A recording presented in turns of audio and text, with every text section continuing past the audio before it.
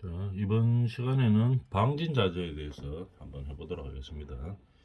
진동이 우리 근로자들이나 이 사람들에게 전달이 되면은 건강에 문제가 많이 발생하죠. 그래서 건강을 보호하기 위해서 진동원에 진동이 어떤 처리를 해가지고 진동이 뭐 근로자들에게 많이 전달되지 않도록 최대한 저감을 시켜야 되겠죠. 그런 자재들이 뭐 어떤 것들이 있는가에 대해서 한번 알아보겠습니다. 재진제, 차진제 이렇게 나오네요. 재진제는 진동원에다가 뭐 어떤 신축성 있는 점탄성 자재를 설치를 합니다. 그래서 진동을 제어하는 거겠죠. 그래서 뭐 예를 들어 진동이 많은 부분에 뭐 예를 들어서 진동 뭐 매트를 감았다 또는 뭐 어떤 처리를 할 수가 있겠죠. 진동이 많이 줄어들 수 있도록 그런 것들을 처리하는 게 재진제라고 이야기합니다. 그래서 진동원에다가 어, 진동을 저감하기 위해서 점탄성 자재를 신축성이 있는 걸로 해줘야 되겠죠. 그걸 갖다가 설치를 함으로써 진동을 저감시키는 거겠죠. 그걸 갖다 재진제라고 이야기하는 겁니다. 그래서 읽어보면 진동 에너지를 변환시키는 거겠죠. 즉 자재의 점성, 흐름 손실이나 내부 마찰에 의해 열 에너지로 변환되는 것을 의미한다. 이게 무슨 말인가 하면 말은 어렵게 되어 있는데 무슨 말인가 하면 진동원에다가 진동을 저감시키기 위해서 뭔가 처리를 해주는 거죠. 자재를 방진 자재를 처리를 해주는 겁니다. 그래서 진동으로 패널이 떨려 발생하는 에너지의 저감에 사용되고 그 다음에 공진증폭의 저감에 사용한다. 그 다음에 패널 가장자리나 접촉 부의 진동 에너지 저달을 저감에 사용된다. 뭐 이렇게 말로 되어 있죠. 한번 읽어보면 되겠고 중요한 것은 진동원에 방진 자재 처리를 하는 거죠. 자재 처리를 해서 진동을 줄이는 겁니다. 거기에는 뭐 탄성이 있는 신축성 있는 점탄성 자재로 주로 많이 하게 되겠죠. 우리가 뭐 자동차 같은 거를 보면은 재진제로 많이 사용하죠. 진동원에다가 감싸주는 거죠. 진동을 줄이기 위해서. 그래서 뭐 감싸주는 형태는 그 필요에 따라서 바뀔 수가 있겠죠. 그렇게 하는 게 재진제입니다. 차진제는 말 그대로 진동을 차단하는 거겠죠. 그러면은 예를 들어서 뭐 고무를 통한다든지 진동을 차단시키는 거 스프링 형태로 돼가지고 진동원에서 진동이 차단되도록 그렇게 만드는 거죠. 뭐 대표적인 게 자동차 슈아바 같은 거 있죠. 그죠? 진동이 바퀴에서 느껴지는데 울퉁불퉁하는 길을 가면은 바퀴에서 진동이 느껴지겠죠. 그걸 갖다 차체로 전달하지 않게끔 차단시키는 거죠. 진동을. 공기 스프링에 의한다든지 이제 그런 것도 차진제라고 차진제의 대표적이라고 이야기할 수 있겠죠.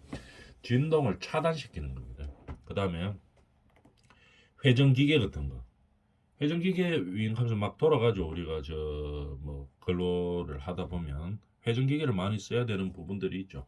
회전기계가 돌아갈 때 전달률을 진동을 감소시키기 위해서 차진제를 많이 사용합니다.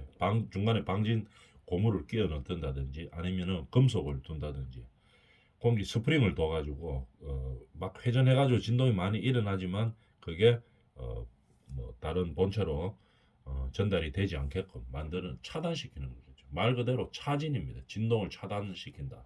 그래서 차진제고 진동을 제어한다. 이래가 재진제죠. 이제 이런 식으로 우리는 재진제와 차진제, 즉 방진 자재를 사용하는 거겠죠. 진동을 최대한 줄이기 위해서 방진 자재를 사용하는 겁니다.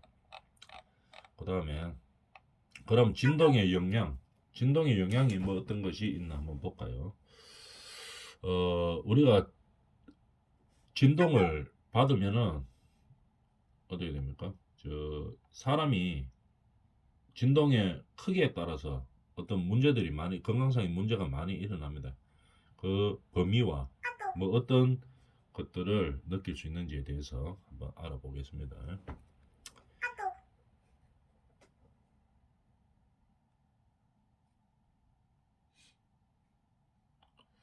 자, 그러면 진동의 영향에 대해서 보면 인체에 대한 진동의 영향을 결정하는 요인은 뭐가 있나? 주파수라든지 주파수 진동수죠. 그 다음에 속도, 진동의 가속도, 그 다음에 진동의 방향, 그 다음에 진동이 얼마큼 느껴지는지 이거에 따라서 우리가 느낄 수 있다 이 말입니다. 자, 주파수나 진동 가속도나 진동의 방향, 지속 시간에 따라서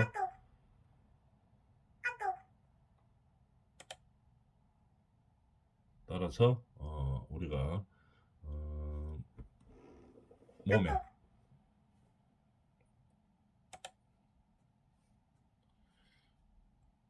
잠시만요.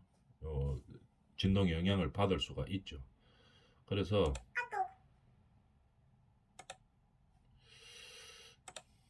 잠깐만 있어 봅니다. 처리를 좀 하고.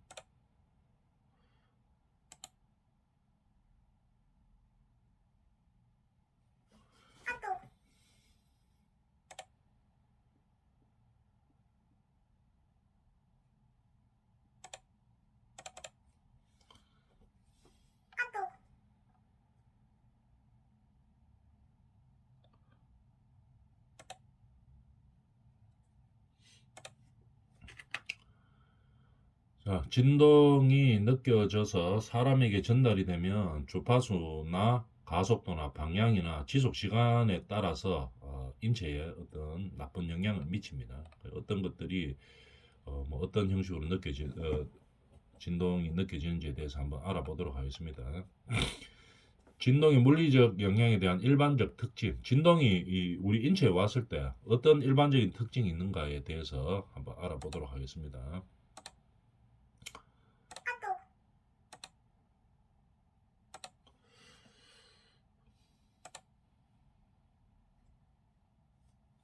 어떤 식으로 느껴지는지 한번 봅시다. 인체에서의 진동 전달은 주파수에 따라 다르게 느껴지는 게 당연하겠죠. 진동 전달이 주파수에 진동수에 따라서 좀 다르게 느껴집니다. 그 다음에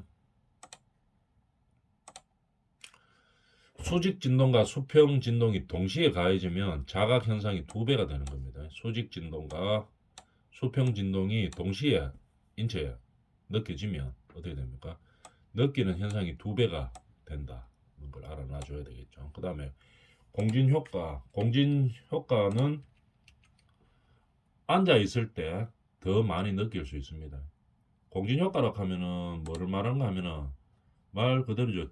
진동원에서 어떤 진동이 이제 발생해 가지고 다른 곳에 진동이 느껴졌을 때 그 진동보다 더 크게 느껴지는 거, 그게 공진 효과라고 이야기하죠. 그런 실제의 진동수보다 더 크게 느껴지는 겁니다. 이게 그거 갖다 공진 효과라고 하는데 앉아 있을 때가 더 많이 느껴집니다. 일반적인 현상에 대해서 이야기하고 있는 거죠. 일반적으로 우리가 진동에 대해서 느낄 수 있는 일반적 특징. 그 다음에 발바닥이나 섰을 때 발바닥일 거고 앉아 있을 때 엉덩이겠죠. 가해진 진동이 머리에 전달될 때 주파수 20Hz까지는 5dB 정도 감소되는 겁니다.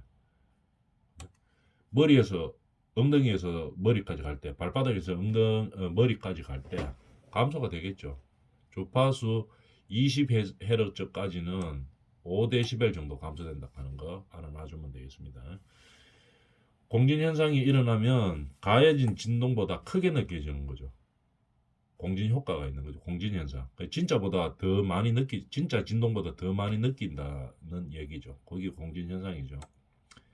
어떤 진동이 발생했을 때 물체에 전달이 되면 그 물체가 공진 현상에 의해서 진짜 진동보다 더 크게 느껴지는 거, 그게 공진 현상이죠.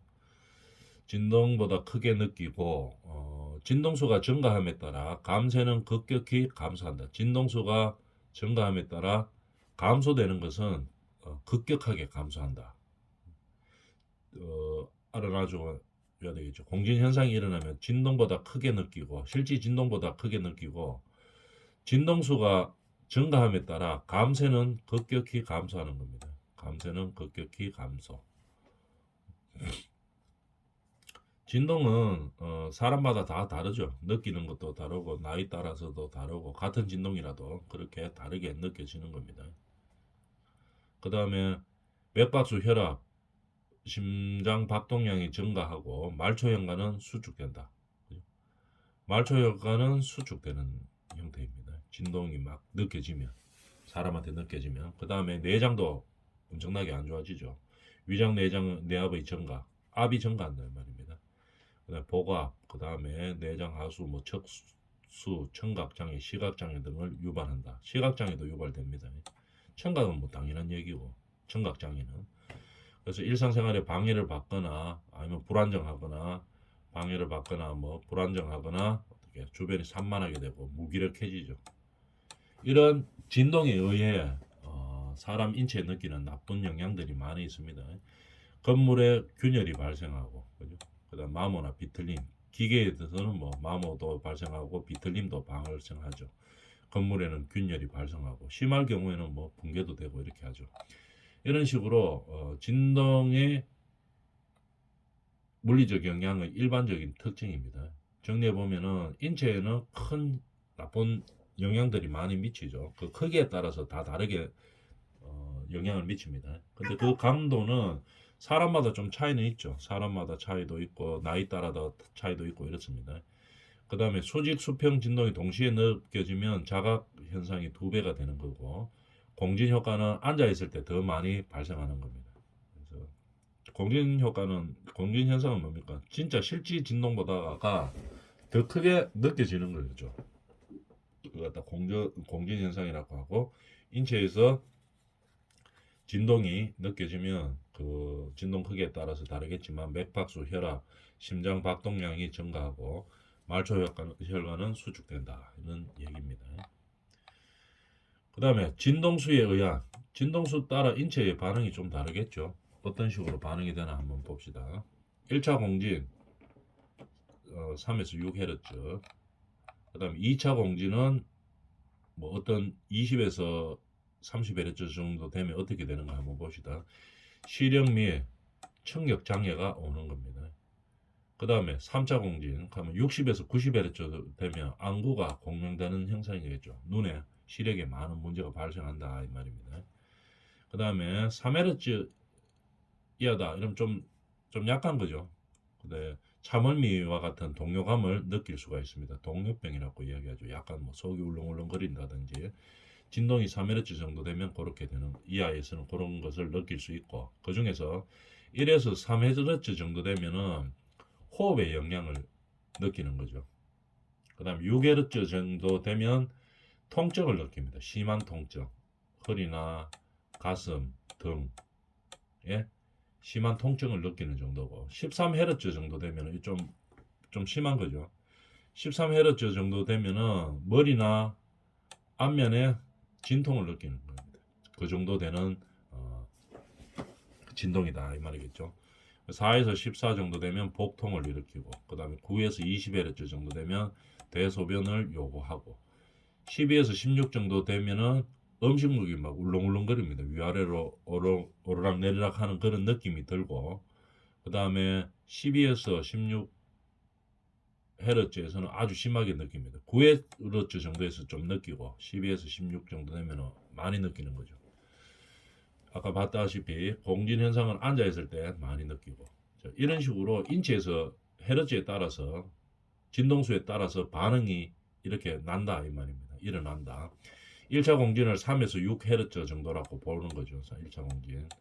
그 다음에 2차 공진은 20에서 30Hz 정도로 보고 2차 공진이 일어나면 시력 장애와 청력 장애가 오는 거고 3차 공진은 60에서 90Hz 이건 좀 문제가 심각한 거죠. 안구가 공명되는 그런 현상을 느끼는 겁니다.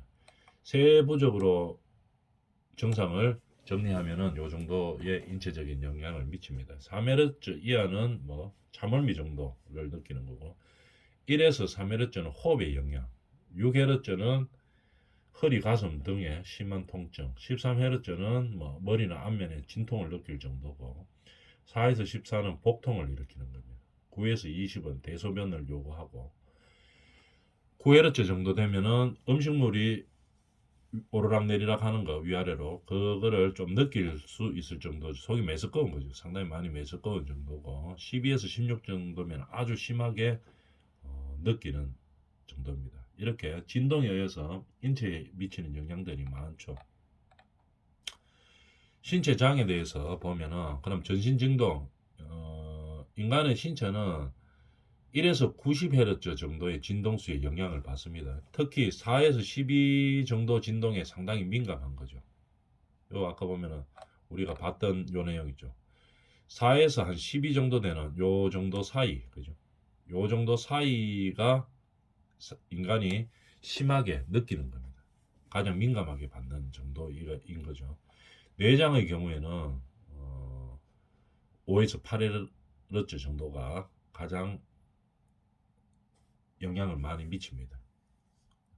그래서 진동수에 영향을 받는 정도가 어느 정도냐 하면 1에서 90Hz 정도고 4에서 12Hz 정도는 진동수에 사람이 가장 민감합니다. 그 중에서 사람 중에서 내장 부분이 있죠. 내장은 5에서 8Hz 정도에 가장 민감하다고 우리가 알고 있는 겁니다.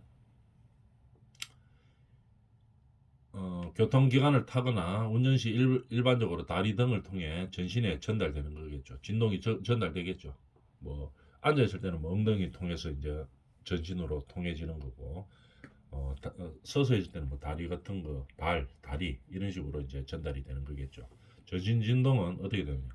말초 현갈이 수축되고 위에도 나섰죠. 혈압이 상승하고 맥박이 막 뜁니다. 맥박이 증가하고 춥죠. 바람. 그 다음에 피부 전기 저하 등 생체 반응이 일어나는 겁니다. 이렇게 진동에 의해서 영향을 많이 미치죠. 전신 진동, 신체 장애, 전신 진동이 느껴졌을 때 신체 장애입니다. 국소 진동은 자, 국소 진동은 대표적 현상으로는 레이노시 현상이라고 되어 있죠. 한번 알아볼까요? 손가락에 있는 말초혈관 운동의 장애로 인한 혈액순환이 방해되는 겁니다. 혈액순환이 방해를 받아 수지가 창백해지고 손발이 창백해지고 손이 차고 저리고 통증이 오는 현상. 레이노시 현상이라고 이야기합니다. 한랭 작업할 때 특히 많이 발생하고 손가락에서 유발되는데 주로 뭐를 할 때 연마기를 많이 쓴다든지 해머 같은 거 진동 공구를 장기간 사용했을 때 느껴지는 거죠. 전신 진동하고는 조금 차이가 있죠. 국소적으로 이제 부분적으로 들어가는 그런 진동에 의해서 느껴지는 겁니다. 그 다음에 공구 사용법이나 진동 속도, 노출 기간, 개인의 체질에 따라 조금씩 다르게 느껴지는 거죠. 국소 진동 이런 것들은. 그 다음에 처음에 이제 많이 우리가 일 같은 걸 많이 했어요. 진동이 많이 느껴지는 거를 그런 일들을 많이 했을 때 그런 국소 진동을 많이 접했을 때 발병하기까지는 보통 한 5년 정도 걸립니다. 숨어 있다가 나타나는 거죠. 국소 진동을 통해서. 국소 진동은 뼈, 관절, 근육, 신경, 인대, 혈관 등의 연부 조직에 많은 장애를 유발하는 겁니다. 부드러운 조직이죠. 연부 조직.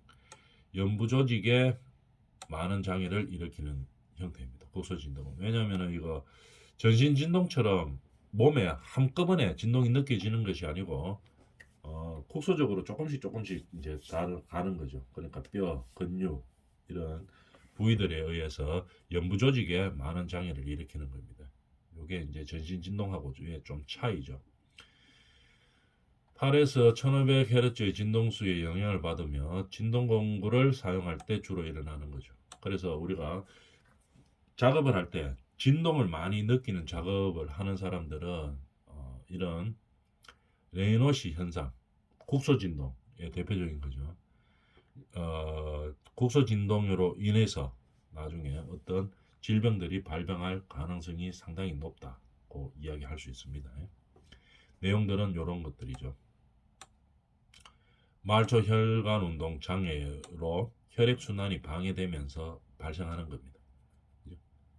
손끝 이런 데서 우리가 손으로 보통 작업을 많이 하기 때문에 손끝에서부터 시작하는 경우가 많죠. 한 차원돼서 작업할 때 많이 발생하고 더 많이 발생하겠죠. 그 다음에 진동 공구를 장시간 사용할 때 많이 발생하는 겁니다. 그 다음에 진동의 수용 기간을 그럼 우리 몸 쪽에서 뭐 수용 기간이 어떤 수용 기간이 있나고 알아보는데 명확하지는 않습니다. 아직까지 뭐 연구에 의해서 발표된 바는 없죠. 명확하지는 않은데 어디에서 그럼 진동을 수용하느냐? 보통 일반적으로 보면 명확하지는 않지만 신경의 말단에서 수용된다고 이야기합니다. 동물 실험에 의해 해보면 파시니안 소체가 진동의 수용기인 것으로 밝혀지고는 있습니다. 근데 사람에 대해서는 어떻게 어디가 수용하는지는 정확하게 알려지지는 않은 거죠. 우리가 이제 조심하고 알아줘야 될 것들은 산업 현장에서 근로자들이 진동이 발생했을 때 어떤 피해를 느낄 수 있느냐, 그래서 그것을 막을 수 있느냐, 그것을 막기 위해서는 뭡니까? 진동을 없앨 수 있는 뭐 자재를 사용한다든지 뭐 방향을 바꾼다든지 뭐 이런 여러 가지 방법들이 있겠죠. 그래서 어느 정도의 진동이 있을 때 근로자에게 어느 정도의 인체에 문제가 일으킬 수 있는지를 파악하고 그 문제를 해결하기 위해서 우리는 뭡니까? 진동을 줄이는 그런 방법을 찾는 거겠죠. 현장마다 조금 다르겠지만 그래서 우리가 보면은 아까는 헤르츠로 받는 거고 진동을 가속도 레벨 데시벨로 보면은 어떤 문제가 있나 한번 봅시다. 무감각한 한계, 사람이 느끼지 않는 무감 정도, 그죠? 거기 한 55데시벨 이하입니다. 그다음 미진, 그죠? 약간 느끼는 정도.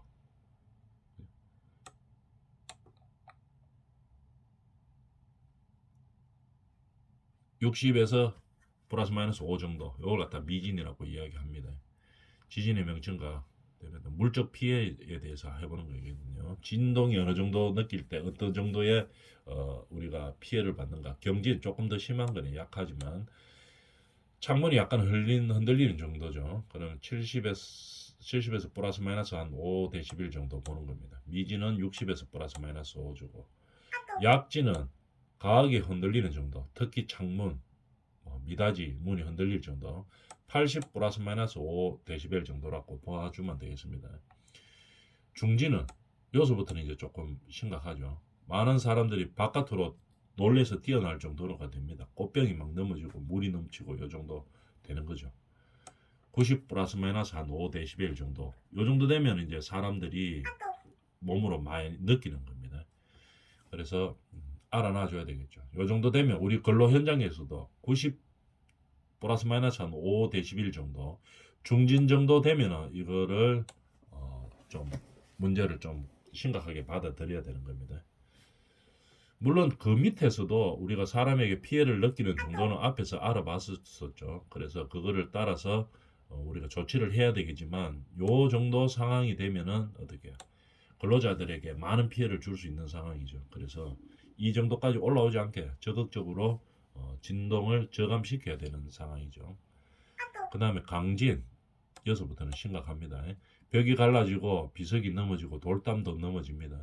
이 기준이 한 100 플러스 마이너스 5데시벨 정도 되나요? 열진, 이거는 이 근로 현장에서는 이 정도 되는 거를 잘 느낄 수는 없죠. 근로 뭐 어떤 진동원에 대해서 뭐 장비나 자재 장비 등의 뭐 진동, 뭐 발파 현장이라든지 이런 거에서 이까지는 잘 느낄 수가 없죠. 이 정도 느끼면 느끼게 하면 안 되죠. 안 하도록 진동이 발생하지 않도록 이제 조치를 해놔야 되는 거고 이건 지진에 의해서 이제 비교해 보는 거겠죠. 그러면 비교가 우리가 지진에 의해서 잘 비교가 되어가 있기 때문에 이 데시벨 정도 됐을 때는 우리 근로 현장에서는 어느 정도의 역할을 해야 되겠다 하는 거를 진동을 저감하기 위해서 어떻게 해야 되겠다 하는 걸 알아보기 위해서 비교하기 위해서 이게 지진하고 비교하는 겁니다. 열진은 105에서 한 110 정도 땅이 막 갈라지고 산이 붕괴되는 형태입니다. 격진은 산사태가 일어나고 뭐 단층이 생기고 하는 정도죠. 110데시벨 이상 정도 되는 겁니다. 그래서 지금 보면은 지진 우리가 근로 현장에서 어느 정도 진동 가속도가 느껴졌을 때 사람 근로자들한테 피해가 발생할 수 있느냐. 요 앞에서도 뭐 간단하게 이야기해봤지만 지진하고 비교해가지고 그 강도들을 한번 우리가 근로 현장에서 그 이상 발생하지 않도록 우리가 진동을 저감시키는 행동을 할 수 있겠죠. 어떤 조치를 할 수 있다.